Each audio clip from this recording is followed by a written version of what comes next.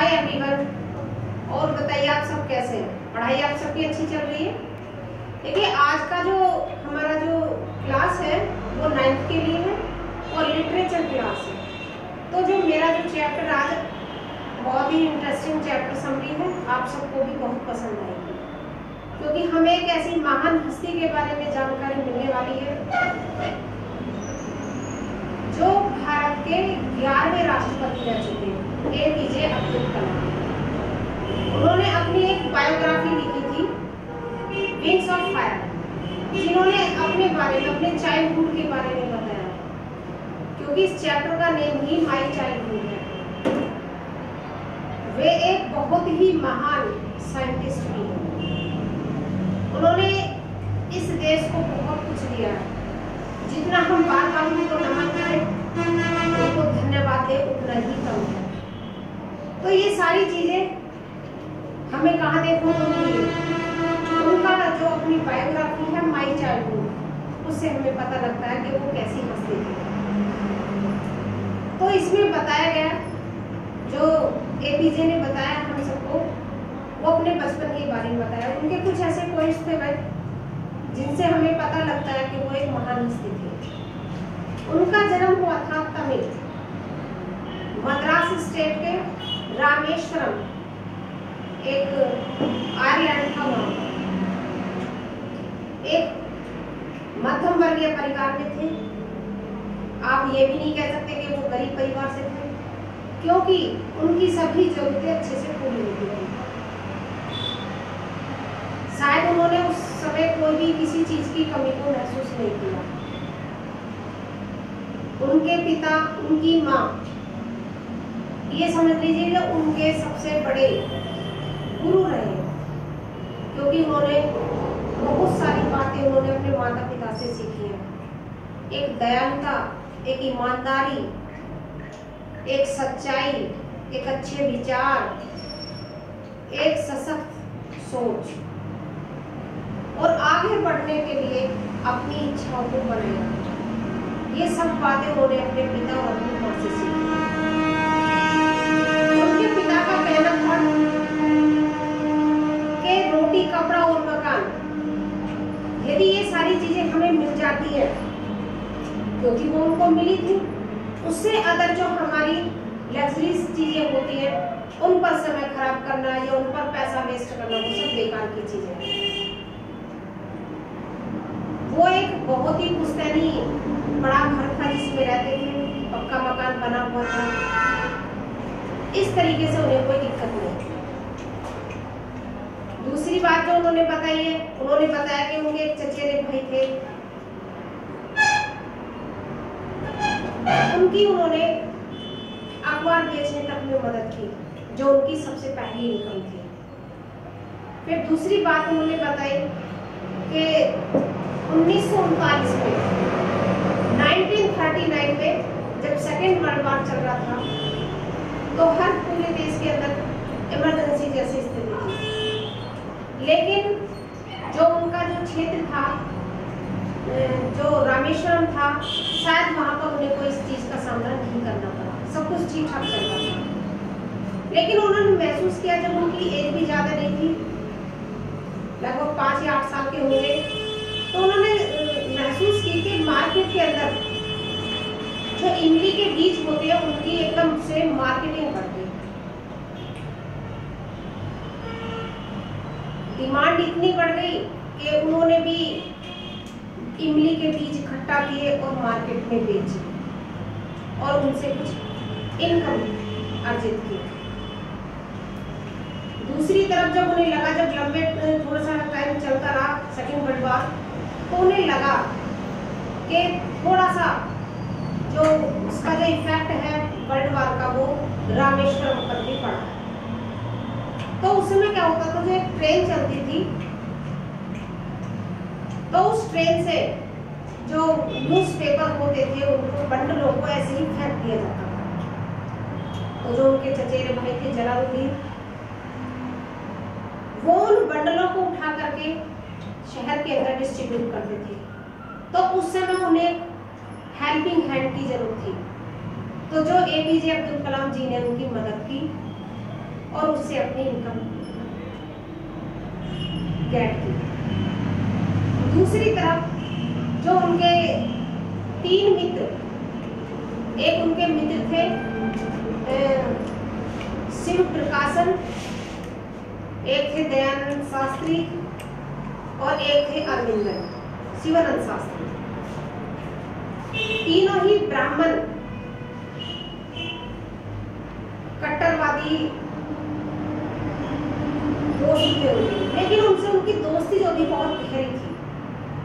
अब वो एक बार का किस्सा बताते हैं कि जैसे ही वो उस समय वो एक एलिमेंट्री स्कूल में पढ़ते थे, कक्षा 5 के छात्र थे, तो वो उनकी गहरी मित्रता होने के कारण एक ही रूम में बैठे हुए थे। अब एक टीचर आए। जब टीचर ने आकर के देखा कि एपीजे सिर पर टोपी पहने हुए, जो ब्राह्मण हिंदू लड़के वो अपने गले में जनेऊ पहने हुए, तो ये सारी चीज देख करके जो अध्यापक थे वो समझ गए कि ये हिंदू है, ये मुस्लिम है। क्योंकि वो जो अध्यापक थे वो भी बिल्कुल कट्टरवादी थे। वो इस चीज की गरिमा को नहीं पहचान पा रहे थे कि वो एक अध्यापक है और उन्हें बच्चों के साथ कैसा जो व्यवहार करना चाहिए।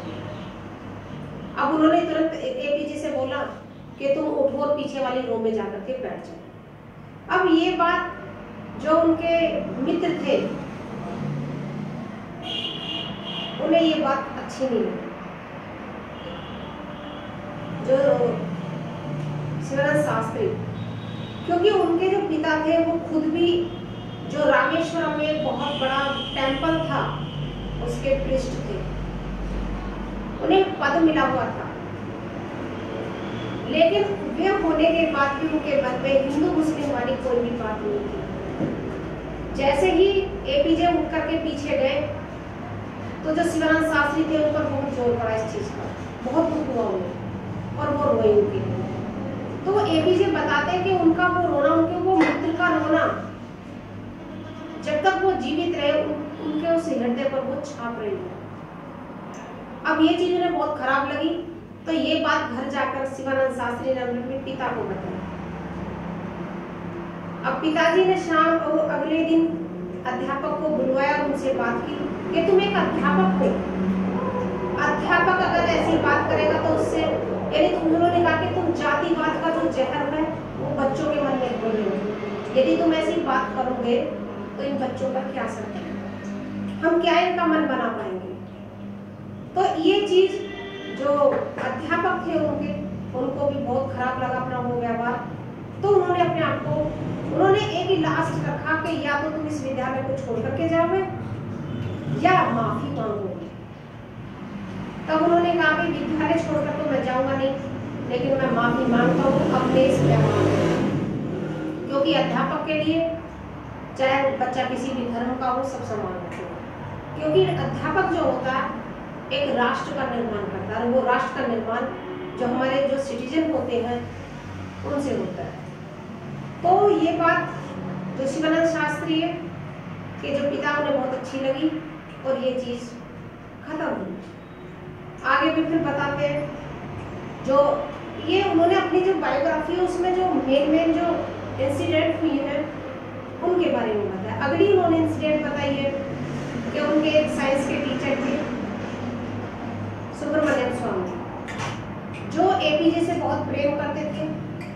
उनकी पत्नी जो थी रूढ़िवादी हिंदू महिला थी, उनके मन में भी कोई चीजें थी जात पात को लेकर। तो एक बार क्या हुआ, सुब्रमण्यम स्वामी ने एपीजे को अपने घर खाने पर बुलाया। एपीजे गए, पहले तो जाने से हिचकिचा रहे थे, उन्होंने कहा था कि मैं मुस्लिम हूँ, मैं हिंदू के घर कैसे खाना खा सकता हूँ, लेकिन फिर भी उन्होंने उन्हें इन्वाइट किया। अब जैसे ही वो आए तो उनकी जो पत्नी नाराज हुई और सुब्रमण्यम स्वामी ने कहा भी खाना परोस होता हो, तो वो आनाकानी करने लगी, मना करने लगी कि मैं अपनी पवित्र रसोई में मैं कैसे खिला सकती हूँ। लेकिन सुब्रमण्यम स्वामी को ना तो गुस्सा आया ना कुछ आया, वो खुद ही उनकी थाली लाए और उन्हें अपने हाथों से खाना खिलाने लगे। उनकी पत्नी ये चीज पीछे से नोटिस कर रही थी, देख रही। अब जब वो चले गए तो उन्होंने कहा कि अगली बार हफ्ते के बाद तुम्हें फिर आना है, तुम्हारा फिर खाना है।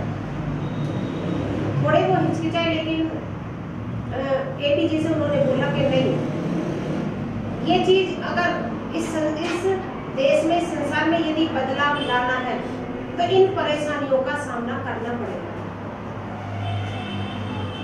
अगर हम कुछ नया लाना चाहते हैं तो अगली बार जब हफ्ते के बाद वो गए तो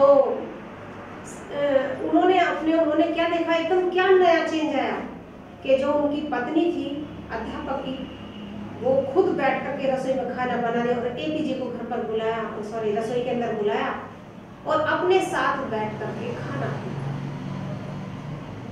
तो एक हफ्ते के बाद उन्होंने इतना चेंज, तब एपीजे समझ गए कि हम किसी भी चीज में बदलाव गुस्से क्रोध से नहीं कर सकते, क्योंकि ये समस्याएं तो आती रहती है। हमें उनको किस तरीके से समझाना, किस तरीके से उन्हें उस रास्ते पर लाना है, उसके लिए हमें पेशेंस की भी जरूरत है। तो ये ऐसी छोटी इंसिडेंट उनकी लाइफ में चलती रही। अब उन्होंने ये बताया कि उनकी जो दादी, उनकी माँ बचपन में सोते समय रामायण और उनके जो पैगंबर थे उनकी कहानियां सुनाया करती थी। तो आप ये देखिए कि जिनके घर में माँ और दादी किसी भी धर्म में भेदभाव ना करती हो तो उस बच्चे की सोच कैसी होगी। तो ये सारा जो प्रभाव है एपीजे पर, उनके घर का, माँ और दादी का पड़ा, पिता का पड़ा, क्योंकि सोते समय वो रामायण की पैगंबर की कहानी सुनते थे। उन्होंने ये भी बताया कि उनका जो घर था एक ऐसे ही झील के पास था। उन्होंने बताया कि उनके घर पर एक बोट थी जिसे मानो सेरेमनी होती थी, राम और सीता का विवाह होता था। तो एक जो बीचों बीच एक जो जहाँ पर जो रामेश्वरम आयरलैंड था, वहां पर एक जगह थी जहां पर जाकर के राम और सीता का विवाह कराया जाता। तो जो मूर्तियां होती थी राम और सीता की, वो एपीजे अब्दुल कलाम जो थे उनकी जो नाव थी, उनके परिवार के लोग ही उन नावों को ले जाते थे। तो वो सारे धर्म कर्म के कामों में बढ़ चढ़ करके काम हिस्सा लेते थे। उन्होंने कभी ये महसूस नहीं किया कि हिंदू क्या है, मुस्लिम क्या है। तो ऐसी महान हस्ती थे एपीजे अब्दुल कलाम। तो उनके इस बायोग्राफी को सुन करके हमें भी बहुत अच्छा लगता है। काश वो और जीते तो शायद हमारे देश के लिए कुछ और देना चाहते। तो हम बार बार उनके इस सोच, ईमानदारी और सच्चाई को बार बार नमन करते हैं। धन्यवाद देते हैं। That's all.